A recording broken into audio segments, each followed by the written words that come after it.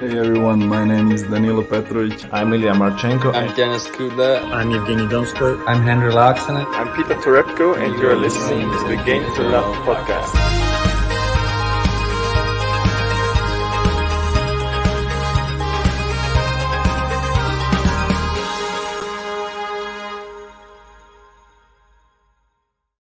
Hey, welcome back, tennis fans. Here we are. It is quarterfinal time now in the Monte Carlo Masters.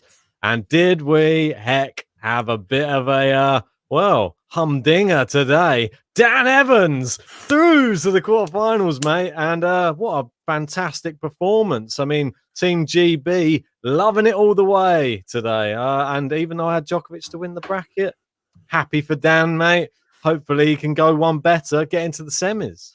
Mate, Dan Evans was class, and it was the most shocking result ever, considering the fact that he's not a very good clay court player. It's a well-known fact over the years. I think he holds a 0-7 record against the top 10 players on clay. He struggled so many times in the past, not only to Novak Djokovic on any surface, but to beat him on clay. It just doesn't really sit right with me. He's had a brilliant week, though. He's beat the likes of Lajovic already, Hubert Hurkacz, or someone who's done really well, obviously winning the last Masters tournament. Yeah, it's just been really amazing that everything seems to have come together for Dan Evans at one of the most important times. And today, there's no doubt about it. This is his biggest win of his career. Oh, for sure. I mean, I think the only time he played a world number one before this, and I think that they were saying that in the match, was I think he played Nadal in the Davis Cup when he was world number one. But other than that, this is the only time he's ever played number one in a real competitive match. Look at that.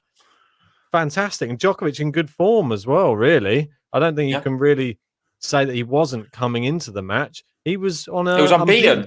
Unbeaten streak. He's ended the streak for him in 2021. We know how difficult it was to end it in 2020.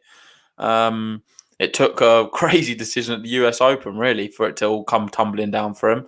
Yep. But what Dan Evans has done today is nothing short of remarkable. It was just not the shock we expected. If anything, we thought the Dimitrov Nadal match could have been slightly closer. But then, even saying that, would be crazy to think that Nadal was not winning today. I think there was both very strong favourites, but just one prevailed, and the other one looked quite poor. I know we was talking how great Dan Evans was, but Djokovic did look slightly out of character today. The amount of unforced errors. He's come out after the match and spoke in the press conference. I don't know if you've seen it. And he was really critical of his game, saying it's one of the worst he's ever played. He was just putting it down to the fact that the better player won on the day, and he's just had a bit of an off one. Well, I think it was the mix of Djokovic having 45 unforced errors, which is so uncharacteristic for him, but also Dan Evans playing probably his best clay court tournament that I've ever seen him play in. And some of those shots, it was just about variety, and he handled the conditions a lot better than Novak Djokovic. Djokovic looked a bit out of sorts, looked like the cold was affecting him, which I've not seen before. Some of these players are getting a little bit soft, I think, just as used to playing in the summer. I don't know about that. I know you kept saying it, but I'm not sure if it's the cold. I just think it can happen in tennis. It's a difficult game to always get right every day. That's what makes what Rafa Nadal's doing even more special for me. But just want to give a shout out to some people who's joined us for this one. Good evening, all. Good evening. We've got some... I have to find it now. It's always moves so quickly. But we've got to start with Dan Evans. What's it saying? Before this tournament, Evans never won a clay court match in the ATP main draw. No. Like the stats are just remarkable behind it. 0-4, I think he was. Yeah. So... And he's been rewarded as well. We need to talk about the tie he's going to be playing against. Everyone thought it would be Zverev. It's going to be David Goffin. I know. David Goffin managed to beat him. And we're going to now be seeing... Let me just get the... I don't know if you want to share some of the stuff on the screen. But we're going to be... Well, whatever, mate. Whatever you want to share. But I can confirm now the quarterfinals from the top is going to be Dan Evans, Goffin, which is just... Yeah. I don't think anyone would have got that in the brackets. Everyone probably has Djokovic, Zverev. If you don't, I think I'd call you crazy. But to be fair, if anyone's got Evans or Goffin, they're a genius because they've smashed it out the park. Goffin's not been in great form prior to the tournament. He started picking up a little bit, I must admit. and he's playing slightly better than at the beginning of the year. But I think it's going to be a tough game. I think Evans has got to be the favourite, though. I think you always Come go on, in mate. He as just beat favourite. world number one. He just beat Novak Djokovic, beat Hubert Hurkacz. Surely he's favourite against Goffin. Yeah, but you beat. It wasn't like a Djokovic playing great tennis, though. That's the problem. Whereas I don't think Zverev was playing great either today. But Goffin, he's got the ability to beat any of those top players for me on his day. I think that he's one of the ones I've wanted to see come back because he can really trouble some of the big boys. And we haven't seen him do it for a long time up until today. I'm pretty happy for him. This must be a real, I want to say, a relief for him to finally be back. Listen to this. 12 Travel 21 saying Goffin's actually the favourite with the bookies. Doesn't surprise me because he's the higher ranked player. I don't know. I think Evans is still favourite, and I fancy him to have a nice little run now. And if he can get into the semi-finals of Monte Carlo, where he's never ever won anything on clay before, it's just bonkers. But the world, the way it is at the moment, mate, nothing really surprises me anymore. No. And certainly something what didn't surprise me. I don't know if we're going to go on to it, and that's Rafa Nadal. Mate, yeah. It didn't take me long to move on to him, but what a display today. He's going to be making up the bottom quarterfinals. So you've got he's going to be facing Rublev. Maybe we should touch on that one just before, actually, because Rublev, Batista Agut, I didn't get to catch much of it, but the bits I did see, and especially some of the stuff I've seen from some tennis journalists online, they was calling it the game of the year. It was one of the best matches they've seen in terms of both players really were going for it. The quality of tennis was super high. In a way, mate, I wish we did that one over Nadal Dimitrov because the quality wasn't great. It was just spells of Rafa just doing 30% of whatever he had to do, and Dimitrov completely throwing the match. I wish we'd have covered any of the other matches today, other than Rafa Nadal, Grigor Dimitrov. They were all more competitive. And yeah, I mean, this one, I said it when you said earlier, well, you fancied Rublev. You're right to have picked him. I said I'm on the fence. I thought it was a complete 50-50. Proved to be pretty close, to be honest, that match. Mate, some of the shots Agut played was just out of the top drawer. He had to play a lot more defence than Rublev, which was natural. But you should. I really highly recommend anyone who's listening to this who hasn't seen the match, go check out the highlights. I think they're on YouTube. I'm sure you'll be able to find them different places anyway. And it is phenomenal. It really is outstanding. Agut, it's hard to say there was any losers in that match. It's one of them where they're both winners, I feel. But Rublev's the one who's advancing. For a young guy to still be doing what he's doing, he's just as good on clay. Rafa's going to be in for a match, but I think the occasion could get to Rublev slightly. And we're not going to see the same level of Rublev for sure. No, it's going to be a bit like the ATP finals.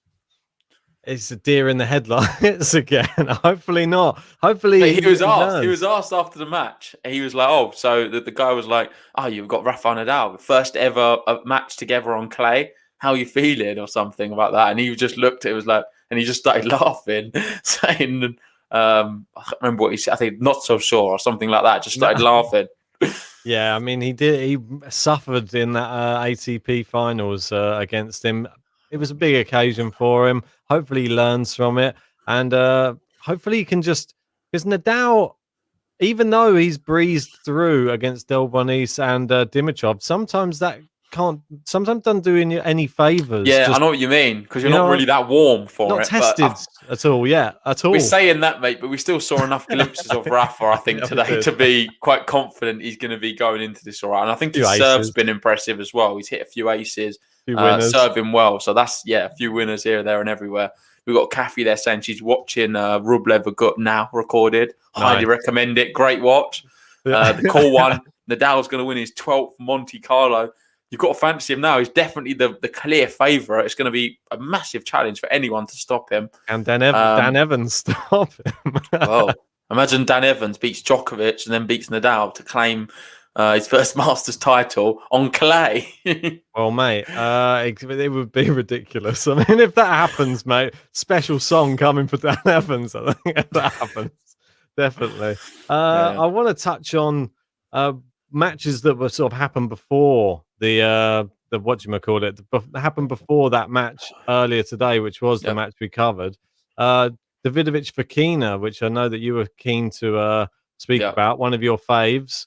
He was having an amazing tournament. Yep, and there's no surprise. I'll tell you guys now. He was meant to be the title for today's podcast. We were going to do the roundup. We was going to be like, oh, we'll do it on Davidovich Fokina. We'll give him a nice little intro, big him up. And then Djokovic gets knocked out, blows us out the water. Wasn't expecting it. So we had to try and change it around a bit because for us, that is the bigger news than Davidovich Fokina. Because it's kind of, I don't want to say it's expected, but I kind of did expect Fokina. I can't say I expected. That's probably the wrong word. I'm just not surprised by seeing him doing what he's doing right now. Beating the likes of Alex de Minaur, Berrettini, beating Pure, who's playing incredibly well, I must admit.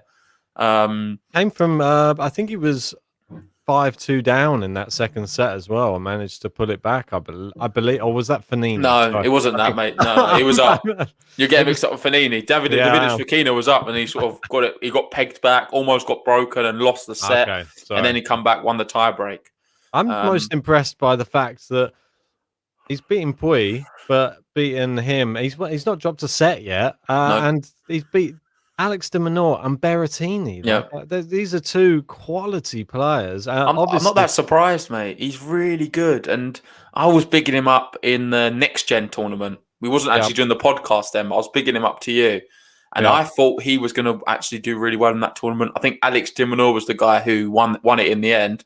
But I feel like slowly he's bridging the gap and he's getting closer to these other next gen players. And now he's well in the hunt. In terms of his ranking, he must be approaching, top 50 in the world? Must be around that mark. Mate, I see him top 20 58 soon. At the moment.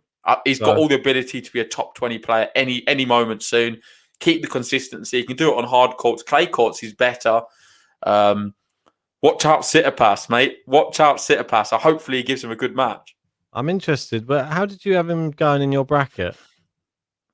I didn't, but I had him in my... Do you know the little challenge we're doing? Tennis Clash thing. What's it? Tennis... Yeah, like the Smash It. Tennis Smash It. On Smash It, I've got him... I picked him in my team, Fokina. No, but I was just interested how he did in your bracket. That was all. How did you... I thought you had Alex de Minaur beating him, didn't you? Did I? Yeah, I thought you did. But anyway... Well, I'll have to have a little look about that. Sorry No, I think I was basing it off the fact that he's been struggling with a bit of an injury. Keep talking about this injury. I wasn't sure what fitness he was coming into the tournament. A fully fit Fokina, I push him through. I'll be honest, I'd have had him going through de Minaur and getting beaten by Berrettini. Mate, well, that's what I did have. I had that exact thing. I had injury aside. Yeah, exactly right, mate. I just thought he's just been playing well recently. I thought he could beat Alex de Minaur. I don't rate de Minaur as much on the clay. So and these Spaniards, and that's what I said on the draw preview. I think these Spaniards, they can just dig out these clay court results. So they're really, really good. I'm hoping. Well, I'm not actually. I'm not hoping that he goes any further because I want Tsitsipas. I want to see how Tsitsipas does. Considering he played Garin today, and Garin, really, really good clay court player, as we know. He made it sort of easy work. I'm not gonna lie. It was close in certain games. They went to deuce a few times. Tsitsipas had a few shanks. I did see them. I was watching it. There were a few flying off the frame, but I think he just has too much for a lot of these players. And he's relentless. He seems to have a lot of passion right now as well for this tournament. It means a lot, and there's a lot of roaring. There's a lot of fist pumping, looking at the box. He really wants this, and I was impressed. Mate, I'll be really critical of Tsitsipas if he doesn't make the final. I don't really care. He's been given a brilliant opportunity here with Djokovic and Zverev going out. Now make it worth it. Do what Rublev does in the ATP 250s or 500s, and make it count and get to the final. Yeah, do what Medvedev does as well. They get to the final in these moments. Dominic Thiem in the last few years. Tsitsipas, he's been a bit risky in terms of he can beat a lot of top players. He'll go beat Nadal and then he'll go lose to anyone, really. Umber or someone. Yeah, an Umber could just get him sort of in a spot of bother. He needs to now he's got this opportunity, go all the way to the final. He's more than capable. Personally, the best quality final we can have right now is Stefanos Tsitsipas, Rafa Nadal. I think that'll be box office. Yeah. And it'll be a bit of revenge there as well for Rafa, considering Tsitsipas is the guy who knocked him out in the Australian Open. Mate, well, I'm looking here and I'm noticing a pattern, and I'm hoping this pattern continues because, as you see, Tsitsipas 6-3, 6-4, 6-3, 6-4. Let's see if he can do it one more time. 6-3, 6-4 in the next round against Davidovich. Oh, mate, Fokina. I actually want Davidovich Fokina to win as much as I've been bigging up Tsitsipas. Like, I feel like Tsitsipas needs it. It's a win-win for me because I'll be happy if either player wins, to be fair. And I want to see, well, it's a semi-final spot. It's huge for Monte Carlo. Potentially facing, we should actually talk about who they could potentially be facing because the other quarter-finalists here, just going to scroll down slightly. Sure. You've got obviously Nadal. Well, no, that's not them, is it? It's at the top, sorry. Evans Goffin. Yeah, that's just someone likely. Like, you've got to really say that they would fancy their chances against either of them. They would, yeah. That's what I mean. This is If you look at the anybody's players there, it could have been Sinner, Djokovic, Hurkacz, and Zverev. They're all the players who could have been there, and or Sonego even, and none of them prevailed, and we've ended up with Goffin, Evans left. And it's there you go. mental. Mate, it's going to be interesting. We could end up with Dan Evans, Davidovich Fokina semi-final. Yep, and which would be Fokina would be favourite for if it is the case. I think so. And that would be huge because that means Fokina then would be favourite to be reaching a final. So there's so much at stake here, and this is why I put so much emphasis on Tsitsipas. This match tomorrow against Fokina is potentially one of the biggest of his career. I know he's done what he's got quite far in Grand Slams as well, and he's going to have bigger matches than this. But right now, for him, taking a big Monte Carlo Masters title is going to do his confidence the world of good. It's going to be in the record books forever. When people are looking at Tsitsipas and comparing him to other tennis players, they can just point to this moment in time and say, oh, he won a Monte Carlo in 2020, 21. Imagine that. That would be great. It would be interesting. And he beat Rafa Nadal in the final. Yes. It's a bit sad to see that there's not really much movement on rankings for the rest of these players left in the tournament, if I'm honest. I think Andre Rublev, he can move above Roger Federer if he was to get, I think it maybe to the semis. I think he's got to beat Rafa. He's got to beat Rafa, and then he can move up one more place. Rafa can go to number 2, I believe, overtake Medvedev. Tsitsipas can't move anywhere. He just stays the same even if he wins the whole thing. Mate, Rafa's going to be approaching number 1 soon. I honestly think it's on the cards, especially if you play tournaments away. French Open's coming. He's claiming back that number 1 spot. Mate, exactly right. And don't forget, Djokovic has got to defend final points from the French Open. So if he doesn't manage to get to the final and Rafa wins it, he could be seeing that number 1 disappearing. Yeah. But he's up to 316 weeks, so I'm sure he's quite happy with that. Needs to update some new trainers. Yes, that's what I was going to say. That's what they were saying. Do you reckon he gets a new pair every week, or do you reckon that he just has to rub it off and just write on himself, add a 6 on?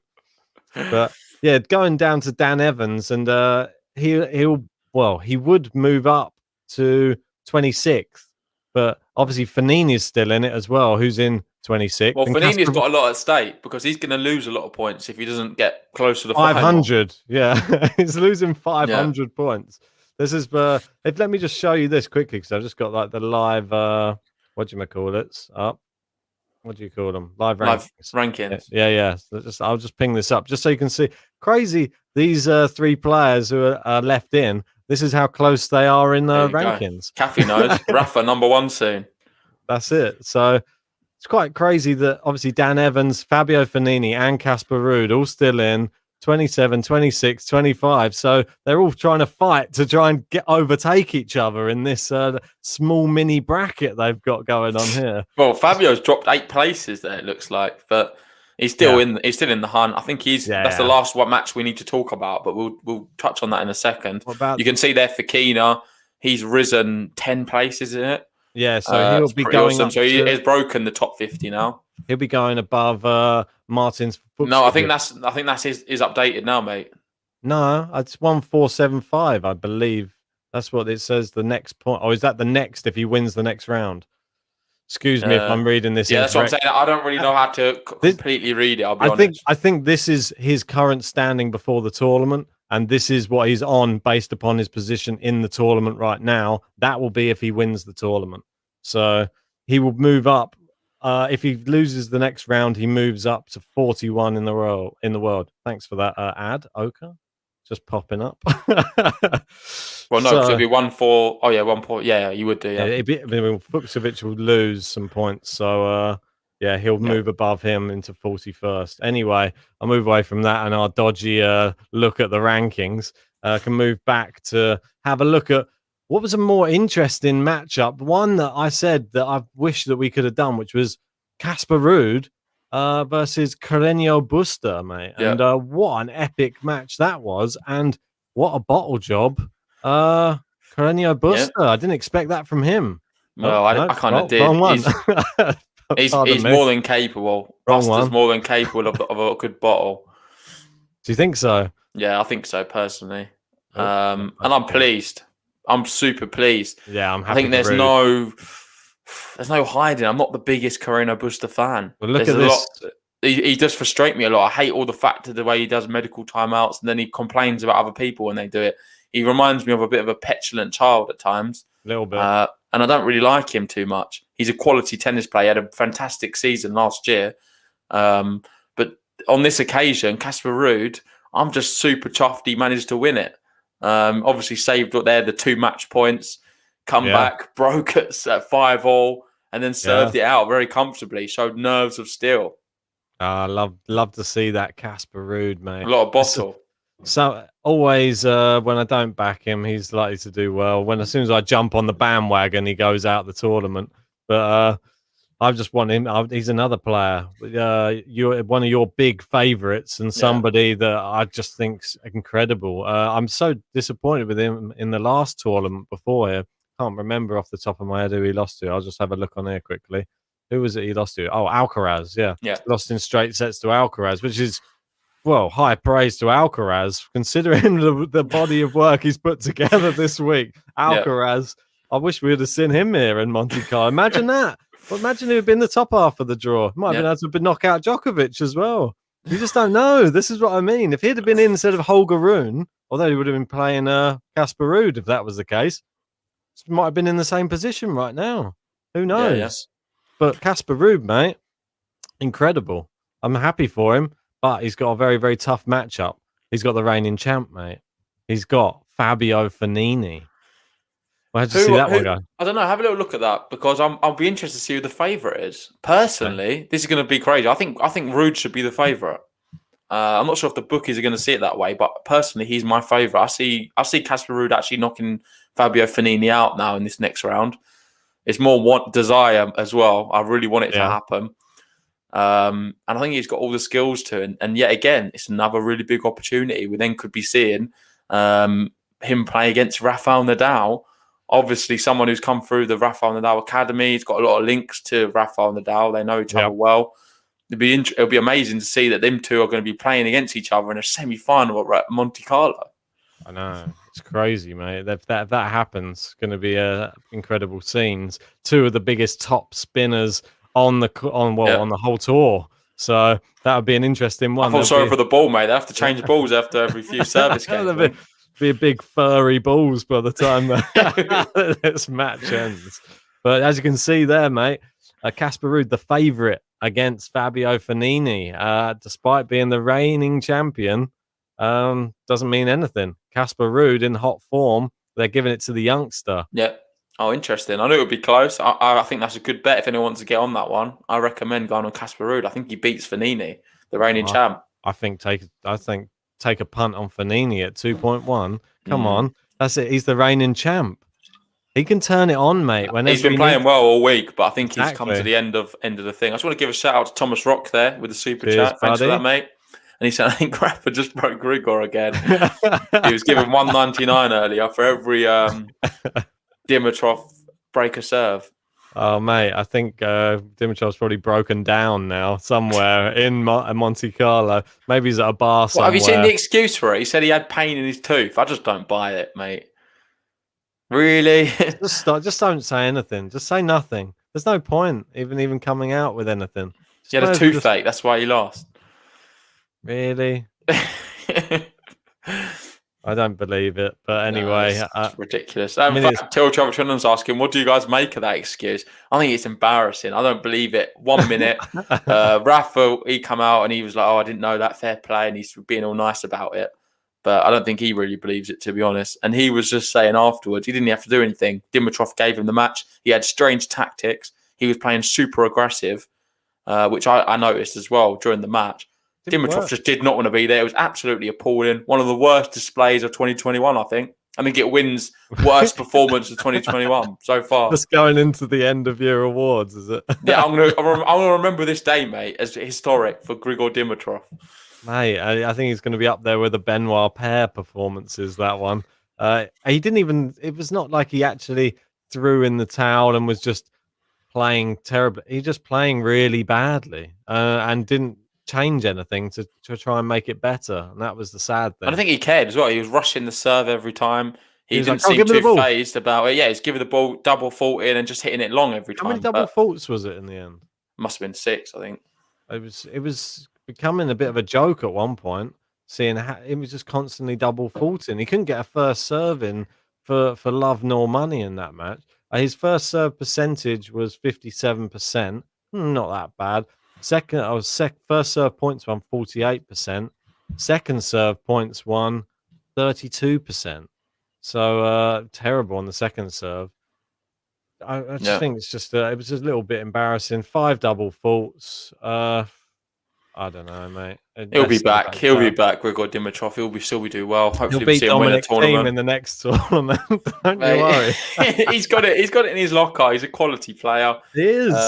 We'll see what the future has of him. I'm sure we're going to see him on the big stage many more times. But Monte Carlo this year against Rafa specifically, it's just a no-go. Just may as well not even turn up because he would have saved us time covering a match which was so one-sided. Mate, yeah, it was a little bit embarrassing. 2 breadsticks.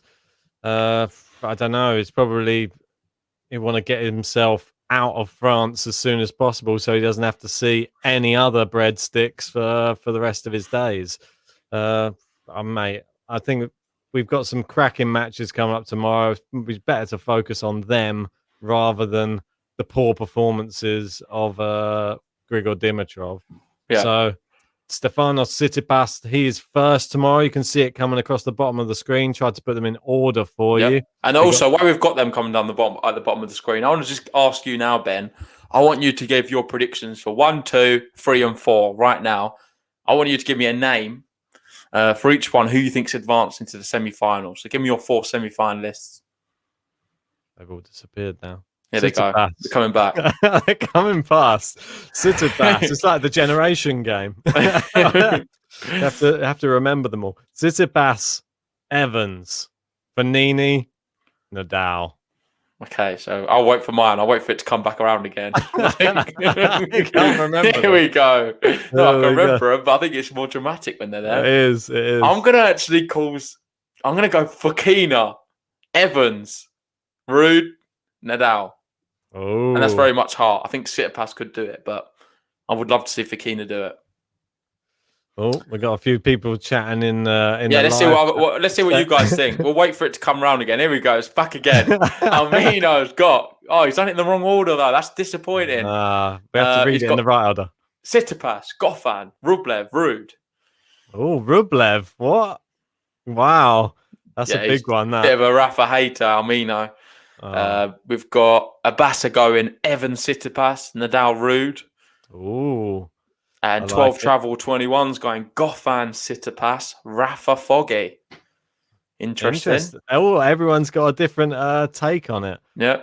And I think it is fair to say that there's a lot of matches that can go any way, to be fair. We've got Hiran, they're saying Rafa, Stefanos, Goffin, Casper.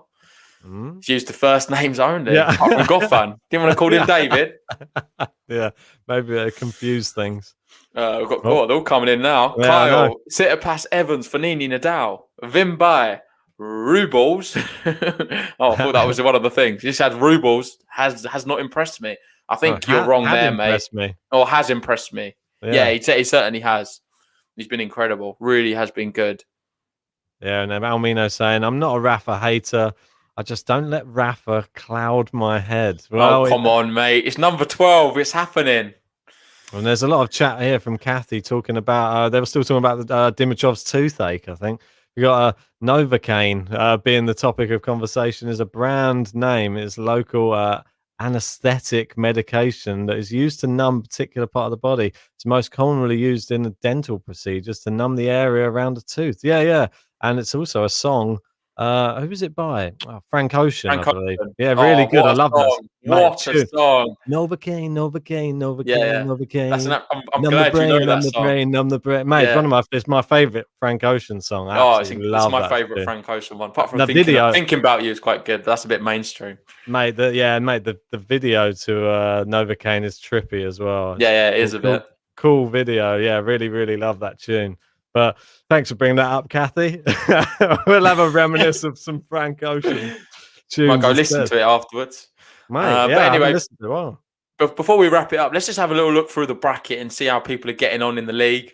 It's not looking too great for me and Ben. I think I'm doing okay on the women's stuff, but with regards to Monte Carlo, I could say it's probably quite poor. I was hoping you wouldn't even bringing up the brackets. My brackets are looking a little bit lackluster. Now Djokovic is out. I think it's game over for me, unfortunately. So, right, let me just bring up the.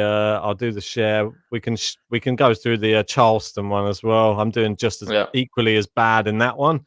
So, let me just quickly while you're doing that, we've got a few other people's predictions here. Nice. We've got Andrew going Tsitsipas, Evans, Nadal, Ruud. I think that's that's probably the smartest one I've seen in terms of like.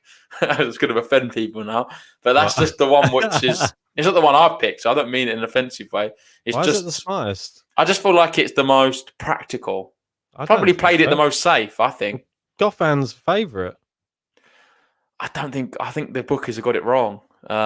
Evans just beat Djokovic. Evans is playing seriously good. Fognini's the reigning champion. I don't know. Let's just see. We've got Inter Eteri tennis saying Nadal, Tsitsipas, Ruud, Evans. Yeah, he's gone for the same again. Yeah, it's a very popular choice there. Yeah. Evans and Ruud are in very good form, though, aren't they? So I think you're wise with what you say, but I'm going with Evans due to GB and just like I'm being patriotic. I'm going for Fognini just experience. That's it. That's all I'm going with. So let's have a little look here. Yeah. So Monte Carlo 2021, we have a current winner or leader, should I say, Isaac, 57 points. Well done to you, Isaac, if you're listening or if you're in the chat. Fantastic. That's a pretty good score, I must admit. He must have, let's see what he called. Surely he didn't get Dan Evans or something, did he? Let's have a look. Looks like he did get some. No, he didn't get Dan Evans, but he got Goffin. Did he go down a little bit? No. Goffin, no, he had Zverev, Djokovic. I think most people had that. Tsitsipas, Davidovich Fokina. There you go. Oh, he got Pure to beat Poprin. That is a big call. And the big one really is Davidovich Fokina. He had him beating Diminor and Berrettini. So fair play to you. I think that is the big differential, it appears to be. Rublev there as well. And Rublev Nadal is called both of those quarterfinals, which is incredible. Yeah. And just go all the way down to the bottom. We got Fognini in there as well. See? Yep. And Schwartzman seemed like the obvious choice, didn't it? Yeah. But unfortunately, it wasn't. Casper Ruud playing great stuff. Let's go back. Ollie Baton's up there again. He's not content with his prize just from the Australian Open. He's actually going for another one by the looks of it. He's right. Let's have a look at the picks actually to see who's got left. I'm assuming you'll see a lot of. There we go. Isaac Djokovic. So it's going to be really tricky now for him to be ending on top. Unless if Rafa doesn't win, he's probably going to stay there. I think that's as far as it extends out, isn't it? Just to these. So semi-finalists. It looks like Luke has pretty much got it, hasn't he? Is there anybody who can overtake him? Is it just if Casper? No, but then he's got Djokovic. Get your pull. Yeah, so that's sort of let him down. If you didn't have Djokovic there, you might have said he's done okay. He did well with Ruud. Yeah, no, it's more or less over. It's pretty well done. I'm there 27th, is it? Where? Yeah, there. Me and Almino. Somehow I've gone above you, but I'm And sure you're 18th. I've got to just hope for a Nadal loss now, just to keep you below me. That's all I can hope for now. Because So, I don't have Tsitsipas. I'm probably the only person who had Karatsev going there. Look, you can see little Karat. He's made it. Come on, Aslan. Right. So I'm losing a lot of points there. But anyway, well done to Isaac so far. I think he's going to get called because Djokovic is out. We've got Kathy there saying 33 people in the chat, only 13 likes. Yeah, thanks for that, Kathy. If you haven't liked the video, please give us a like. It really does help us out. At least if we can push it up to 20 now, that would be awesome. It's hard work doing all of these, and the likes do really help allow us to appear in a lot more searches. Indeed. Yeah, we appreciate everybody who's helped us get over. We haven't really done a pod. This is our first podcast since the Charleston draw preview, I think. Yeah, which aren't even podcasts anymore, the draw previews. No, exactly. It's nice to just have a beer and just do a podcast. We will definitely be doing a few more of them, but we've had such a busy schedule of late. It's been tricky to fit it all in. Exactly, mate. We haven't really celebrated the 5,000, have we? The 5,000 subscribers. Want to say thanks everybody for helping us get to those 5,000. And I think we got over 1 million views on YouTube now in total. That is. Yeah, that's quite a crazy number, isn't it? Really good landmark, mate. I mean, who would have thought it? During Monte Carlo as well. What an epic tournament. I was just going to have a look at the Charleston thing. While you do that, I just want to give a shout out to Austin. He's just liked it and he's saying Ruud all the way. Cheers, buddy. I would love it. I hope he can do it, but I think Nadal's going to be in his way somehow. There we go. Let's have a look down here. It's always some of this. And look at Almino. God, Mikey Master up there. That's pretty good. Let's see let's see who Trojans picked first, because I'm interested to see who's got who in the final. Look at that. God. So much green. How did you do this? What? This is like some sort of genius. What's going on? Tom Lanovich. The 15-year-old though, did you? No. Neither did we. No, I don't think anybody did. It's going against Towson though. That's a poor one. You can't go against the Towson. No, mate. She's having a good tournament. She's up against Osorio Serrano, isn't she? Wait, are they happening today or not? I don't think she's playing today. Not sure, mate. I didn't see any. We've got Ons Jabeur right now. She's leading. She won the first set and she leads 4-0 in the second, 4-love. So that's more or less done. Yeah, so she's playing not Shelby Rogers, Parks. It says on here. Yeah. So who is Parks? Alicia Parks. Yeah. Didn't know that. So something's a little bit strange on this bracket for some reason. No idea what's going on there. Someone screwed something up. Yeah, it definitely is. And we got Terry saying, JG, seriously, do you still believe team wins Wimbledon? Mate, I've triggered so many people with this. It's unbelievable. I actually think it's possible. It's in the realms of possibility. It's going to be something crazy. Like, people are just so fickle at times in terms of, you need to understand, in sport, there is crazy things will happen. I'm not saying it's likely. I could go to the bookies and probably get 60-1. Especially now, after his knee injury, he's struggling to play. He's just dropped out of a few more tournaments. Yeah. He's obviously best on clay courts, very little experience on the grass courts, been pretty solid on the hard courts of late. But let's just see what happens. Like, I can't see it. I don't think it's as crazy as people make out. I really don't. I think he's got the game. Mate, we'll wait and see. But I think a lot of people are giving you a lot of stick. There's part of me that wants it to happen so we can see the JG victory parade. That you can wheel it through the team train. I just think he's a very good overall tennis player. And I think, I know it's a very fast surface at Wimbledon. It doesn't usually suit the faster servers, the bigger guys. But his serve's it's still got quite a good serve on him. And I just think his overall game, he can handle the pace. He can return well. Just watch out. That's what I'm saying. Let's see what happens. Yeah, you seem to. I don't know. There's part of me that I just wanted. I like the team train, mate. I think you could be the conductor, if not the driver. I'm not even a team train. I don't even know what I'm doing really with this, but I'm just going to stick with it and just see how it goes. But just going back to this tournament. So we've got where am I in this one? I think I'm just above you, right? You must be, mate. I had a terrible one. Yeah, you're in 11th. Yeah, 11th. Mate. So I'm doing okay. So if you click on mine, mate, I want to show you my Towson pick. So the top is a bit sus. That's a bit sus. There's a lot of red there. Towson. But there's the Towson pick, mate. And that could be my little differential in Charleston. If Towson has a good tournament. Up against last week's winner, though, Osario Serrano, mate. So yeah, it's not an easy one at all, that one, I don't think. I think you might have your work cut out for you there. But Towson's proved us wrong once, prove us wrong again. So you're going to keep on backing her no matter what. I can guarantee that. Let's go and see who else is in here. We got Harry Carrillo's in there. He's in 14th, just below you there. Keep on moving down. Have a look at these rankings. Where's Ben? Mate, I'm propping up the table. Oh, 34th. There you go. Oh, mate, I had an absolute. I'm only just above. I obviously know my tennis. 9. Oh, mate, it's a bit of a disaster. Oh, mate, it's been. Well, do you want to see it? There, come on, then. Let's have a good Let's laugh. have a look at that red. Ons Jabeur, you're only saving grace, really. Mate. If she wins it, that's the only thing that I can. It is my saving grace.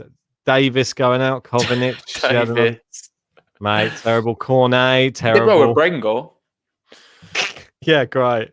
My Samson over. That's just, mate. That's just disgusting. I can't believe you went against Towson. We've been big in. We did a podcast on her, and all of a sudden, next week you go for Samson over.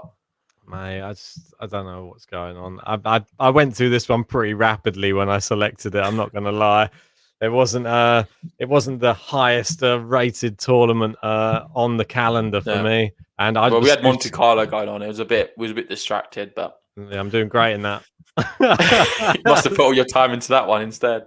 Exactly right, mate. Exactly right. But yeah, I think we've been chatting long enough anyway. I think we should wrap it up. Let these guys get some sleep, and I'll go and grab some dinner. I've not had dinner yet. Nice one. We'll do that. Just want to give a big thank you to everyone who's joined us for this one. If you haven't already, please like the video, subscribe if you're new, and we'll see you tomorrow for another live watch along. Yes. Come on, Dan Evans. Go on, Fokina.